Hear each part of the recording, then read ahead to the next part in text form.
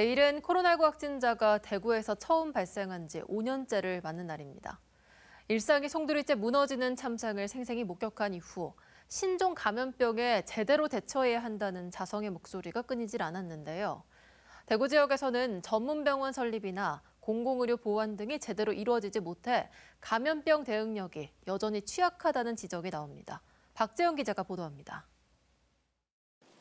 지난 2020년 2월 18일 대구에서 코로나19 첫 확진자가 발생한 이후 신천지 교회와 요양병원 등을 중심으로 집단 감염이 폭증했습니다. 공공이 주관하는 모든 행사를 취소하고 민간 행사에 대해서도 취소를 권고키로 하였습니다.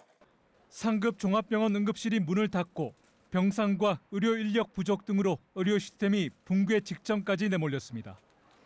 감염 예방의 수단인 마스크마저 부족해 혼란과 불안이 확산했습니다. 코로나19 의료 공백으로 제대로 된 치료를 받지 못하고 숨진 정유엽 군을 비롯해 가족의 마지막을 함께하지 못한 절박한 사연도 셀 수 없습니다. 그 혼돈 속에서 장애인과 노인 등 사회적 약자에 대한 돌봄은 방치됐습니다. 코로나 사태 이후 5년이 지난 지금은 나아졌을까?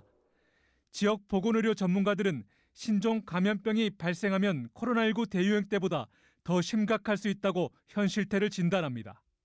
지금은 그 대응력, 또 의사결정의 속도, 또 시민들의 참여, 또 그 경험치의 유지 이런 게 전체적으로 다 떨어져 있다. 다시 이제 이런 상황들이 생기면 5년 전보다 더 나으리라고는 생각하지 않습니다.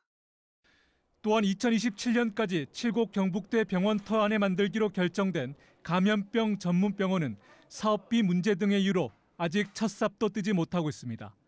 지역 공공의료에 구멍이 생기는 것 아니냐는 우려도 나옵니다.